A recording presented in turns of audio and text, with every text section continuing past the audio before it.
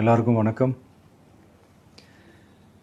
இந்திய அரசியல் சாசனம் நம்ம தமிழ்நாட்டில் இருக்கிற எல்லாருக்குமே கொடுத்துருக்கிற உரிமையில் ரொம்ப ரொம்ப முக்கியமானது ஓட்டிங் ரைட், வாக்குரிமை. ஒரு மனுஷன் உயிரோடு இருக்கான்றதுக்கு அடையாளமாக இருக்கிறதுல அவனோட ஓட்டுரிமை ரொம்ப முக்கியம். அதனால தான் voting is not only our right but also our life. ஒரு முக்கியமான விஷயத்தை பற்றி இப்போ நான் உங்ககிட்ட ஷேர் பண்ண போகிறேன். இது நான் ஃபஸ்ட்டு கேள்விப்பட்ட உடனே எனக்கே ரொம்ப ஷாக்கிங்காக தான் இருந்தது. இப்போ நான் பேசிகிட்டு இருக்கிற இந்த நேரத்தில் தமிழ்நாட்டில் இருக்கிற நம்ம யாருக்குமே ஓட்டு போடுற உரிமையே இல்லைன்னு சொன்னால் நம்புவீங்களா? நான் நீங்கள் உட்பட யாருக்குமே அது இல்லை. நான் பயமுறுத்துறேன்னு நினைக்காதீங்க, அதுதான் நிஜமும் கூட. கொஞ்சம் ஏமாந்தால் நம்மளை மாதிரியே இன்னும் லட்சக்கணக்கான பேருக்கும் இதே நிலைமை தான். ஓட்டு போடுற அந்த உரிமையே இல்லாத மாதிரி ஒரு நிலைமை வந்தாலும் வரலாம்.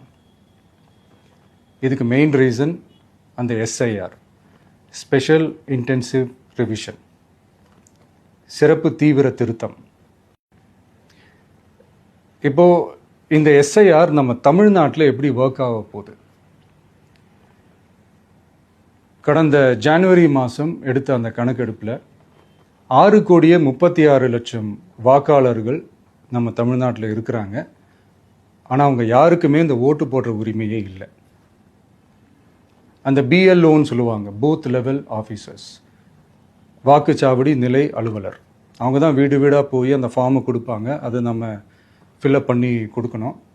அதை தேர்தல் ஆணையம் அதை எடுத்துகிட்டு போய் அதை ஸ்க்ரூட்டினைஸ் பண்ணி அதெல்லாமே கரெக்டாக இருக்கான்னு செக் பண்ணி பார்த்ததுக்கப்புறம் அந்த வாக்காளர் பட்டியலை வெளியிடுவாங்க. அந்த வாக்காளர் பட்டியலில் நம்ம பேர் இருக்கணும், அப்போ தான் நம்மளால் ஓட்டு போட முடியும். அந்த புது பட்டியல் வர்ற வரைக்கும் நம்ம வாக்காளர்களான்றது அது உறுதியே செய்ய முடியாது.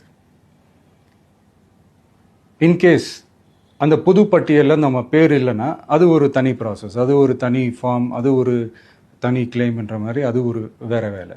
ஸோ இந்த மாதிரி நிறையா சிரமங்கள் குழப்பங்கள் இருக்கிறதுனால மக்களுக்கு இது மேலே ஒரு கன்ஃபியூஷன் ஒன்று இருக்குது. இது என்ன வெரிஃபிகேஷனா இல்லை ஒரு மறைமுக ரீரெஜிஸ்ட்ரேஷனா இல்லை இது ஒரு நியூ ரெஜிஸ்ட்ரேஷன் மாதிரியே தானா அப்படின்ற மாதிரி நிறைய கன்ஃபியூஷன் இருக்குது.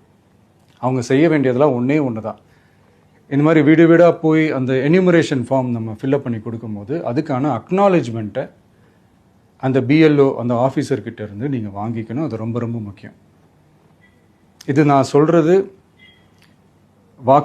வாக்காளர் பட்டியலில் ஆல்ரெடி உங்கள் பேர் இருக்கிறவங்களுக்கு நான் சொல்கிறேன். இப்போ புது வாக்காளர்கள், ஃபஸ்ட் டைம் ஓட்டர்ஸ், அவங்களுக்கு ஃபார்ம் 6ன்னு ஒன்று இருக்குது.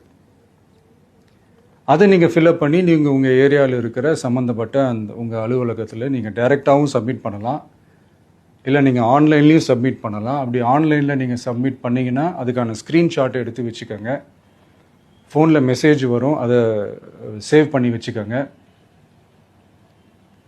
அப்ராடில் இருக்கிறவங்க கூட அந்த எஸ்ஏஆர் ஃபார்மை டவுன்லோட் பண்ணி நீங்கள் அதை ஃபில்அப் பண்ணி சப்மிட் பண்ணலாம். அதுக்கான அக்னாலேஜ்மெண்ட்டை வாங்கி வச்சுக்கோங்க. ரொம்ப முக்கியமாக உங்களோட பிஎல்ஓ அந்த ஆஃபீஸர் யாருன்னு தெரிஞ்சு வச்சுக்கோங்க. இந்த தேர்தல் ஆணையம் அந்த வெப்சைட்டில் போனீங்கன்னா அந்த பர்டிகுலர் பிஎல்ஓ ஆஃபீஸரோட ஃபோன் நம்பர் கூட நீங்கள் எடுத்து வச்சுக்கலாம். இன்கேஸ் உங்களை யாரும் ரீச் பண்ணலை இல்லை உங்களுக்கு அந்த ஃபார்ம் கிடைக்கல அப்படின்னா நீங்கள் அவரை காண்டாக்ட் பண்ணி அந்த ஃபார்மை வாங்கி நீங்கள் ஃபில்அப் பண்ணி நீங்கள் சப்மிட் பண்ணலாம். ரொம்ப முக்கியமாக அதுக்கான அக்னாலேஜ்மெண்ட்டை வாங்கி வச்சுக்கோங்க. இது எல்லாமே சரியாக செஞ்சாலும் இந்த எஸ்ஐஆர் மேலே சில டவுட்ஸ் இருக்குது.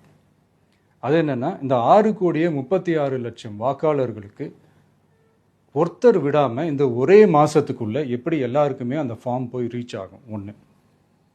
ரெண்டாவது, நீங்கள் வரும்போது வீட்டை பூட்டிட்டு வேலைக்கு போயிட்டு என்ன பண்ணுறது? இப்போ நீங்கள் வருவீங்கன்றதுக்காக வேலையெல்லாம் விட்டுட்டு வீட்டுக்குள்ளேயே உட்காந்துட்ருக்கணுமா? ஸோ இதில் மெயினாக பாதிக்கப்பட போகிறது உழைக்கிற மக்கள், ஏழைகள், வேலைக்கு போகிற பெண்கள். இவங்களுக்கு யார் கரெக்டான அந்த பதில் சொல்ல போகிறது? ஒரு நியாயமான எஸ்ஐஆர்னா என்ன நடக்கணும்? இப்போது இறந்து போனவங்களை மார்க் பண்ணி அதுலேருந்து டிலீட் பண்ணணும். இப்போ போலி வாக்காளர்கள் இருந்தாங்கன்னா அவங்கள மார்க் பண்ணி டிலீட் பண்ணணும். இப்போ ஆல்ரெடி ஓட்டு இருக்கிறவங்களுக்கு எதுக்கு இந்த ரெஜிஸ்ட்ரேஷன் என்ற பேரில் இவ்வளவு குழப்பங்கள் அப்படின்றதான் இங்கே கேள்வி. இப்போ புதுசாக வர வாக்காளர்களையோ இல்லை ஓட்டு இல்லாதவங்களையோ சேர்த்தா பத்தாதா? இப்போ ரீசெண்டாக நடந்த இப்போ எலெக்ஷன் 2021, 24 எப்படி எல்லாருமே ஓட்டு போட்டோம்? அதில் ஓட்டு போட்டவங்க கூட இப்போ புதுசாக ரெஜிஸ்டர் பண்ணணும்னா அது ஏன் அந்த கன்ஃபியூஷன் அப்படின்றதான் நாங்கள் கேட்குறோம். அதனால தான் நாங்கள் எஸ்ஐஆரை எதிர்க்கிறோம். இப்போ புதுசாக சில கம்ப்ளைண்ட்ஸ்லாம் வர ஆரம்பிக்குது. அது என்னன்னா முக்கியமாக நம்மளுடைய டிவிகே தோழர்களுக்கு அந்த ஃபார்ம் கிடைக்க மாட்டேங்குது, கொடுக்க மாட்டேன்றாங்க அப்படின்ற சில கம்ப்ளைண்ட்ஸ். இது யார் பண்ணுறாங்க அப்படின்றது நான் தான் சொல்லி தெரிய வேணும்னு ஒன்றும் அவசியம் இல்லை உங்களுக்கு. இப்போ இருக்கிற ஆட்சியாளர்கள் அவங்களுக்கு கைப்பாவையாக இருக்கக்கூடிய சில பேர் வந்து இதை செய்ய ஸ்டார்ட் பண்ணியிருக்கிறாங்க. அதனால் மைடியர் வர்ச்சுவல் வாரியர்ஸ், இதை வந்து சாதாரணமாக எடுத்துக்காதீங்க. இது எல்லாருக்குமே அந்த ஃபார்ம் போய் ரீச் ஆகணும். இதில் ரொம்ப உறுதியாக இருங்க. அதையும் மீறி உங்களுக்கு அந்த ஃபார்ம் கிடைக்கலன்னா இருக்கவே இருக்கும் ஆன்லைன். தேர்தல் ஆணையம் அந்த வெப்சைட்டில் போய் அந்த ஃபார்மை டவுன்லோட் பண்ணி நீங்கள் ஃபில்அப் பண்ணி சப்மிட் பண்ணலாம். உங்கள் வீட்டில் இருக்கிறவங்களுக்கு நீங்கள் செஞ்சு கொடுங்க, பக்கத்து வீட்டில் இருக்கிறவங்களுக்கு செஞ்சு கொடுங்க, தெரிஞ்சவங்களுக்கு, தெரியாதவங்களுக்கு, பழகினவங்களுக்கு, பழகாதவங்களுக்கு எல்லாருக்குமே நீங்கள் தயவு செஞ்சு கொடுங்க. அண்ட் ரொம்ப முக்கியமாக நம்ம ஜென்சி கிட்ஸ், நம்ம ஃபஸ்ட் டைம் ஓட்டர்ஸ், நம்ம புது வாக்காளர்கள், நம்ம நண்பா நண்பிகள், அவங்க ரொம்ப கேர்ஃபுல்லாக இருக்கணும்.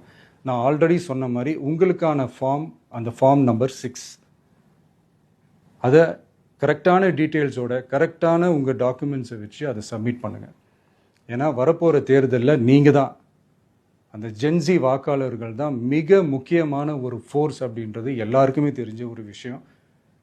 அதனால் உங்களை டிஸ்டர்ப் பண்ணுறதுக்கு, உங்கள் பேரை அதில் இன்க்ளூட் பண்ணாமல் செய்கிறதுக்கு என்னென்ன வேலைகள் செய்யணுமோ, என்னென்ன தில்லுமுள்ளு வேலைகள் செய்யணுமோ எல்லாமே அவங்க செய்வாங்க.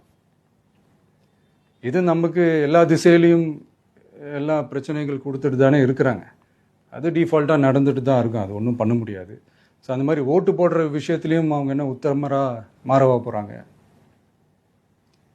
இப்போ நான் சில மீட்டிங்ஸ்லலாம் ரிப்பீட்டடாக ஒரு விஷயம் நான் சொல்கிறேன்ல, 2 பேருக்கு நடுவில் தான் போட்டி அப்படின்ட்டு. அது மேடைக்கு மேடை அவங்க அதை ப்ரூவ் பண்ணிகிட்டு இருக்கிறாங்க. அதனால் தோழர்களே, வரப்போகிற தேர்தலில் நம்ம யாருன்னு காட்டணும், நம்ம பலம் என்னன்னு காட்டணும். அதுக்காக அந்த பலமான, அந்த பவர்ஃபுல்லான ஆயுதத்தை நம்ம கையில் எடுக்கணும். அந்த ஆயுதம் வேறு எதுவுமே இல்லை, ஓட்டு, வாக்கு, ஜனநாயகம். அது இருந்தால் தான் நம்ம அந்த வெற்றியை நோக்கியே நம்மளால் பயணிக்க முடியும். தமிழ்நாடே அந்த வாக்குச்சாவடி முன்னாடி திரண்டு நிற்கணும். அதை பார்த்துட்டு தமிழ்நாடே தமிழக வெற்றி கழகமா, இல்லை தமிழக வெற்றி கழகம் தான் தமிழ்நாடா அப்படின்ற மாதிரி இருக்கணும். வீடுன்னு ஒன்று இருந்தால் தான் ஓடு மாற்ற முடியும்னு அறிஞர் அண்ணா அவர்கள் சொல்லியிருக்கிறாங்க. அந்த மாதிரி ஓட்டுன்னு ஒன்று இருந்தால் தான் இந்த நாட்டையே காப்பாற்ற முடியும். அப்புறம் இன்னொரு முக்கியமான விஷயம், அந்த எனிமரேஷன் ஃபார்ம் நீங்கள் ஆன்லைனில் நீங்கள் ஃபில்அப் பண்ணும்போது அதில் ஒரு சில ப்ராப்ளம்ஸ் வர்றதுக்கு வாய்ப்பு இருக்குது. அது உங்களுடைய ஓட்டர் ஐடியில் இருக்கிற உங்கள் பேரும், ஆதார் கார்டில் இருக்கிற பேரும், அந்த ஸ்பெல்லிங், இனிஷியல்ஸ் எல்லாமே ஒரே மாதிரி இருந்தால் தான் அது அக்செப்ட் ஆகும், இல்லைன்னா அக்செப்ட் ஆகாது. அது கொஞ்சம் கேர்ஃபுல்லாக பண்ணுங்கள். அது கொஞ்சம் யூசர் ஃப்ரெண்ட்லியாக இருக்கலாமேன்னு கேட்டதுக்கு அதெல்லாம் முடியாது, அதுக்கெல்லாம் வாய்ப்பு இல்லை, அதுக்கெல்லாம் ஆளுங்க இல்லை, பண்ண முடியாதுன்னு ரிப்ளை பண்ணிட்டாங்க. ஸோ அதனால் மைடியர் டிவிகே தோழர்களே, மைடியர் ஜென்சி படை பலமே, உஷாராக இருங்க, கான்ஃபிடென்ட்டாக இருங்க, நல்லதே நடக்கும், வெற்றி நிச்சயம். மீண்டும் சந்திக்கும் வரை நன்றி, வணக்கம்.